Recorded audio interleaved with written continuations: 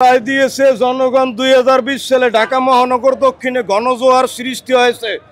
2020 সালের city corporation নির্বাচনে ঢাকা মহানগর দক্ষিণে ইশরাক হোসেনের একটা গণসংযোগে হাজার লক্ষ জনতার নেমেছে, রাজপথে বেরিয়ে এসেছে। কিন্তু ভোটের দিন জনগণকে ভোট দিতে দেয় নাই। খুনি ফ্যাসিস্ট হাসিনা তার জোরপূর্বক ইশরাক হোসেনের বিজয় ছিনিয়ে নিয়ে গেছে। অতঃপর জনগণের ঘন আন্দোলনে খুনি হাসিনা পালিয়ে গেছে। আজকে ইশরাক হোসেনের পক্ষে আদালত রায় দিয়েছে। নির্বাচন কমিশন কর্তৃক গেজেট প্রকাশিত হয়েছে ইশরাক হোসেনের পক্ষে।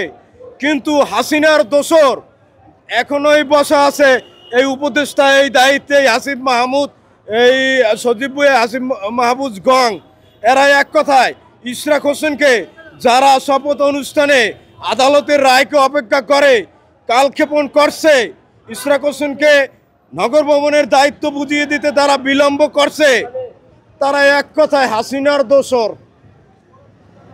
আমরা বিএনপির নেতাকর্মীরা আমরা 17 বছর রক্তক্ষয়ী আন্দোলনের মাধ্যমে খুনি হাসিনাকে বাংলাদেশ থেকে পালিয়ে যেতে বাধ্য করেছি। আমাদের দাবি, আমাদের মুখ্য দাবি, এই সজীব ভুঁইয়া হাসিব এই আওয়ামী লীগের দোসর, ওকে এই উপদেষ্টার পদ থেকে বিতাড়িত করতে হবে। একটি সুষ্ঠু নির্বাচনের স্বার্থে আমরা একটি সুস্থ নিরপেক্ষ নির্দলীয় তত্ত্বাবধায়কের জন্য এই বাংলাদেশে 17 বছরে 2012 সালের পর থেকে হাজারো জনতা রক্ত দিয়েছে, জীবন দিয়েছে। আমাদের 22 জনই খিলগাঁওয়ের ছাত্রদল নেতা বুকে 18টা গুলি খেয়ে তারপর গুলি করে হত্যা করেছে।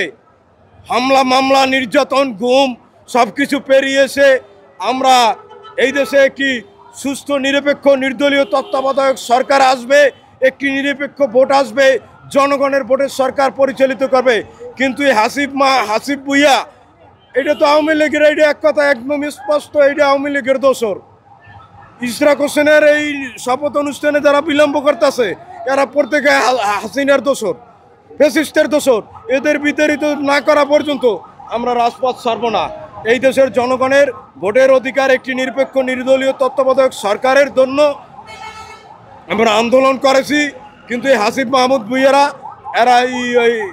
এরা পক্ষপাতগ্রস্ত, এরা দলীয়। অতএব এদেরকে উপদেষ্টা রেখে এই দেশে সুষ্ঠু নির্বাচন হবে না। আমরা এই হাসিব ভুঁইয়া গংদের পতন চাই, এদের বিতাড়িত করতে চাই। তারপর একটি সুষ্ঠু নির্বাচন অবশ্যই দিতে হবে। আর এই ডক্টর ইউনূস সাহেবকে বলতে চাই, আমগো আর চেতাইয়েন না। এই চুনুপুটি আন্দোলনের জন্য আমাকে রাজপথে নামতে হইব। আমরা 17 বছর আন্দোলন করছি খুনি হাসিনার বিরুদ্ধে। একদিনের জন্য হাসিনারে শান্তিতে থাকতে দেয় নাই। জিজ্ঞাসা করেন হাসিনারে যে একদিনের জন্য কি আন্দোলনের তাপে হাসিনার মসনদ প্রতিদিন কাঁপছে। আমরা এত রক্তপাত, এত জুলুম নির্যাতন সহ্য করে এই বাংলাদেশকে এই পর্যায়ে নিয়ে এসেছি। আজকে আমাদের এই রৌদ্রে ভিজে বৃষ্টিতে পুরে ইশরাক হোসেনের এই ন্যায্য বৈদিক দাবি আদায়ের জন্য আমাদের রাজপথে কষ্ট করতে হবে। ডক্টর ইউনূস সাহেবের যদি শুভ বুদ্ধির উদয় হয়, এইসব পোলাপাইনের কথায় কান দিলে সে নিজেই ক্ষতিগ্রস্ত হইবে। অনতিবিলম্বে আমি বলতে চাই, এই এরা কি সংস্কার করবো? এই হাসিব ভুঁইয়া, এই সমস্ত এই পোলাপান এরা কি সংস্কার করবো? এখন দেশের প্রতি কোনো দায়বদ্ধতা আছে? এরা কোনো আন্দোলন সংগ্রাম আছে? জুলাই আগস্টের ক্ষেত্র আমরা 17 বছর বইয়া আন্দোলন কইরা জুলাই আগস্টের ক্ষেত্র তৈরি করছি। সারা বিশ্ব আমাদের সমর্থন দিয়েছে, বাংলাদেশের জনগণ রাজপথে বেরিয়ে এসেছে। তখন তোমরা এই হাসিব ভুঁইয়া, এই ছাত্ররা তোমরা আইসা ব্যানার লইয়া এই ফায়দা নিতে চাও। এত সহজ না, জনগণ এত বোকা না। এই বাংলাদেশকে খালেদা জিয়া, তারেক রহমান আর বিএনপির চেয়ে কেউ যদি কয় যে আমি বেশি ভালোবাসি, আমি আর সংস্কার চাই, আমি এইটা চাই ওইটা চাই, ওই মনে করবেন হাসিনার দালাল। বিএনপি, খালেদা জিয়া, তারেক জিয়ার চেয়ে বাংলাদেশকে কেউ বেশি ভালোবাসে না। এত রক্ত এই দেশের জন্য আর কেউ দেয় নাই, এই বিএনপি নেতাকর্মীরা দিয়েছে। 700 নেতাকর্মী গুম হয়েছে বিএনপির।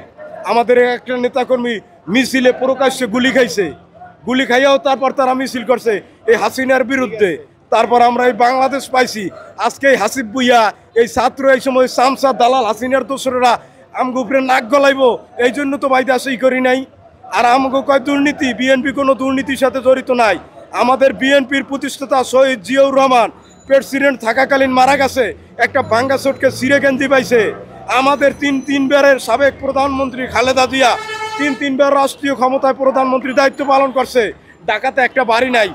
আমাদের নেতা তারেক রহমান, সে বিদেশে, তার কোনো সম্পত্তি নাই, বাংলাদেশেও নাই। আমাদের এত বড় বড় নেতা, হাসিনা তো কই, আমাদের কোনো মন্ত্রী বিএনপি থাকাকালীন আমাদের কোনো শীর্ষ নেতাদের বিরুদ্ধে কোনো দুর্নীতি খুঁজে বের করতে পারে নাই। বিএনপি একটা দুর্নীতিমুক্ত দল, কিন্তু এই হাসিব ভুইয়ারা ওরা আগে আইয়া তারপর এই হাসিনার দোসর হিসেবে ওরা কাজ করতে আছে। এই হাসিব ভুইয়া, এই আরও এই উপদেষ্টা মণ্ডলীতে হাসিনার দোসর যারা আছে, এদের বিতাড়িত করতে হইবে। আর ডক্টর ইউনূসকে বলতে চাই, আপনি লাইনে আসেন, জনগণের পক্ষে আসেন। তারেক রহমান যেইভাবে কথা বলে সেইভাবে কথা বইলা দেশে সুষ্ঠু নির্বাচন নিয়ে জনগণের হৃদয়ে স্থান নেন। আর একটা সুষ্ঠু নির্বাচন দিতে ন্যূনতম যেটুকু সংস্কার প্রয়োজন, শুধু নির্বাচনের স্বার্থে